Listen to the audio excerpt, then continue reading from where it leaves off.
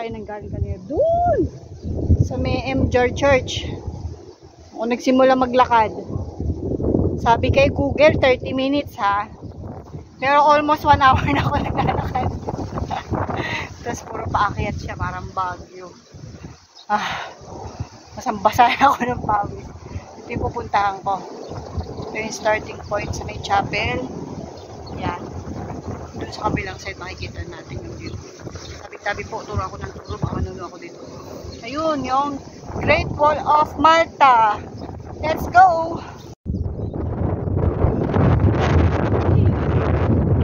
Pero okay lang kasi kung hindi windy, mas pupunta kayo dito, himatayin kayo sa init eh.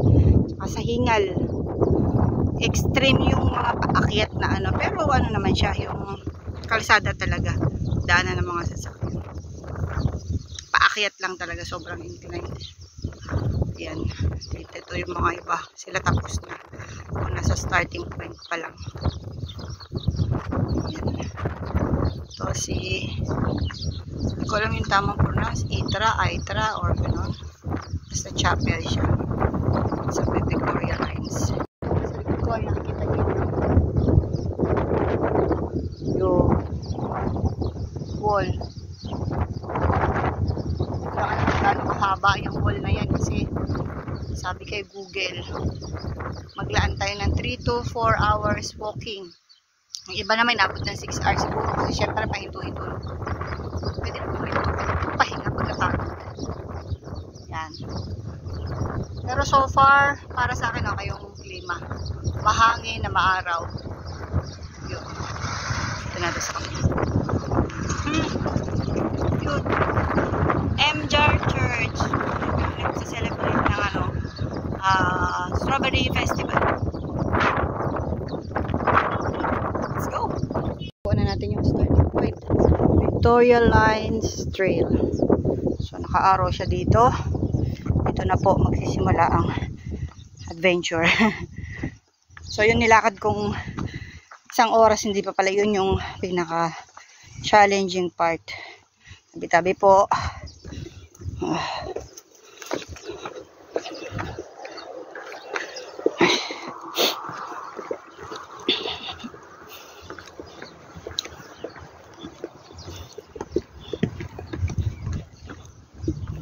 Yun.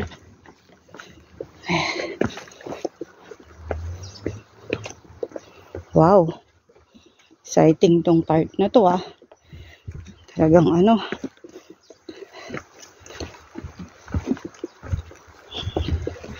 Trekking. Ito na. Ito na yung pisa. Oops.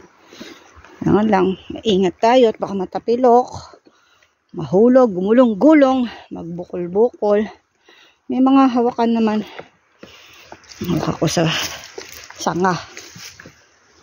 Yeah. Okay.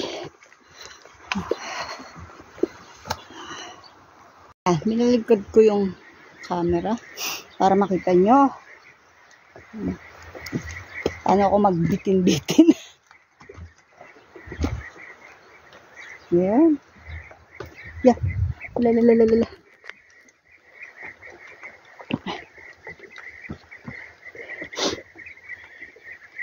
So medyo hindi na kaya ng tuhod. I suggest wag na kayong mag-attempt. Kasi challenging yung daan. Ako naman basta nag-iingat lang palagi. Ganun lang naman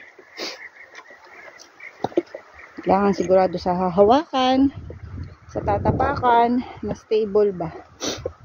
Kasi pag hindi stable at na-umislide or matibag, yun, pilay tayo. Tingnan akong pilay lang okay.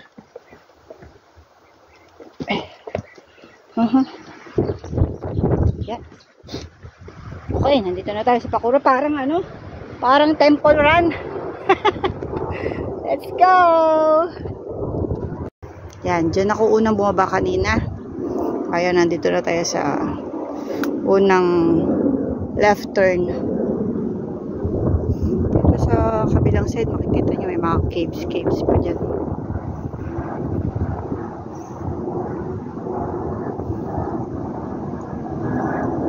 Parang temple run, no? Yan, nakita tayo doon hanggang doon sa dulo, sa taas. Tapos doon, may mga tao doon sa tuktok eh.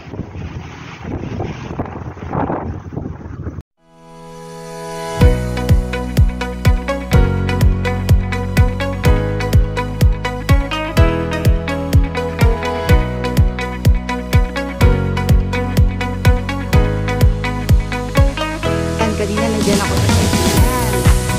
So ngayon, binay-bike ko dito sa way nito. Tapos, dyan, rough road.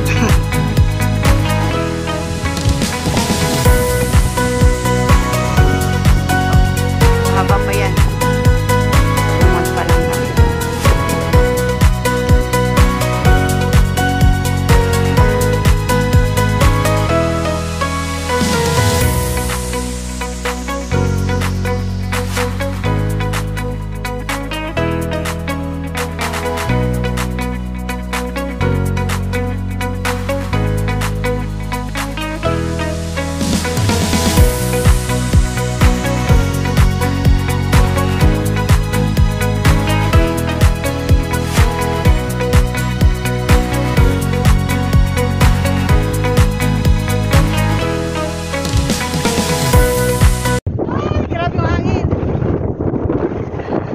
Dito tayo sa tuktok. Grabe na yan.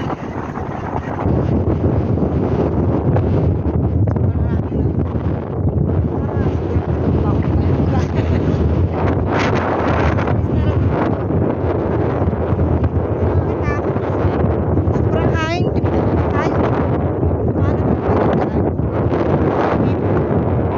Tapos bato-bato. Eko.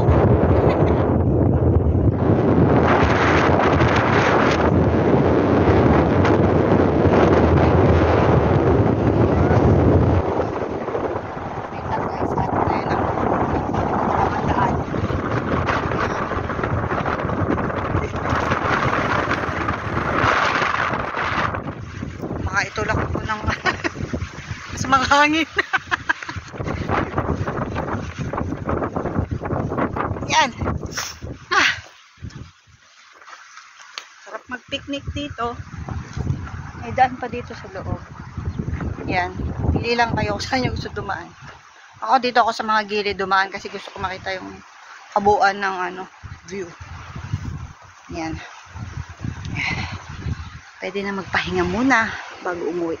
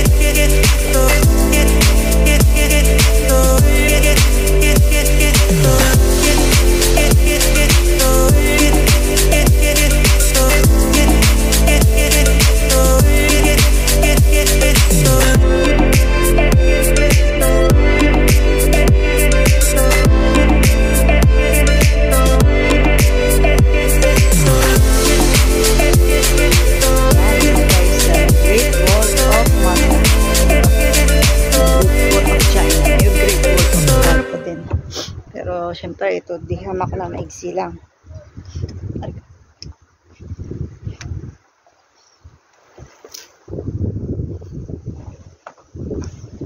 Marami ding nagpupunta. Literal na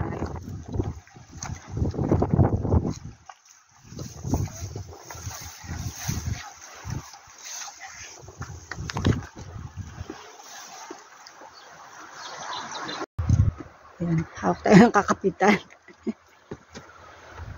Yan. Yep. Kaya natin to. Lapit na. Lapit na tayo sa finish line. Yan. Okay. Lipat.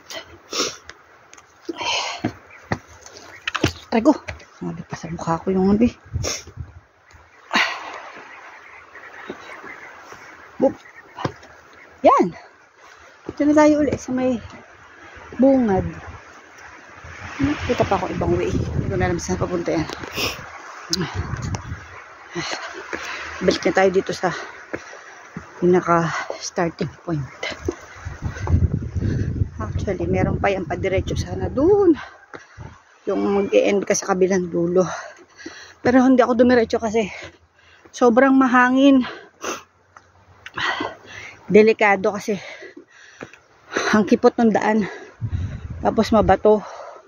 Pero nakarating ako doon sa pinakataas na yun. Yun. May tao.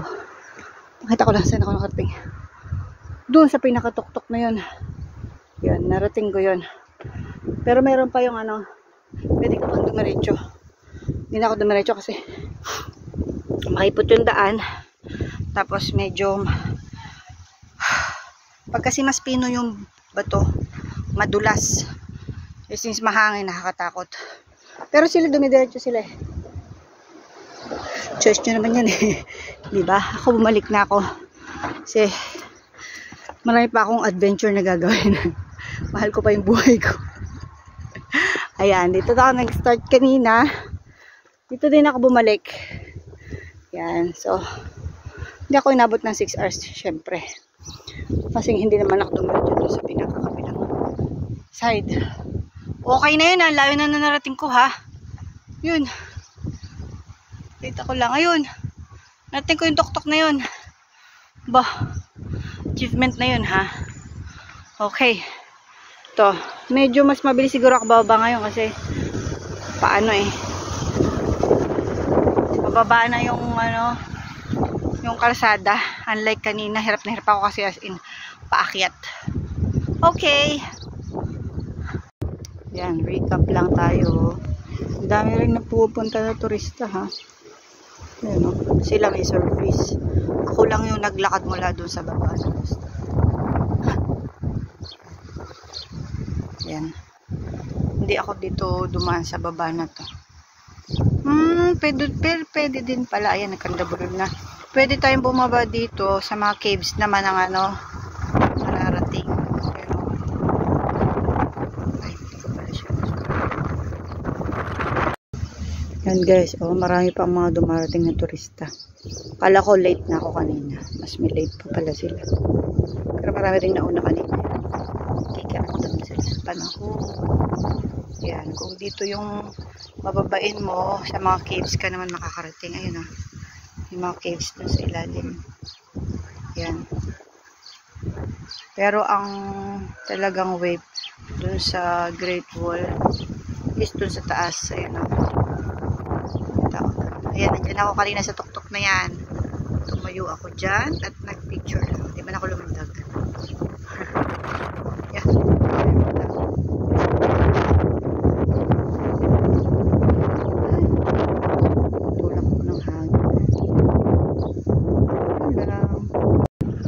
Yan guys, recap lang tayo. Nandito ko ngayon sa bus stop na pinag-umpisa ko kanina ng pag-akyat doon sa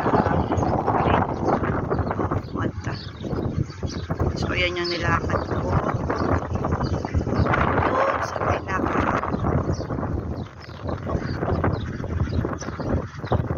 yung chapel na kaninang ayan siya. Grabe no layo. Tapos, yung tuktok ng ano na wala yan dyan. Ayan, nakyat ko yun hanggang dyan sa tuktok na yan. Hindi kung gaano kalayo, ha? Haha. Mas madali ngayon pabalik kasi pababa na.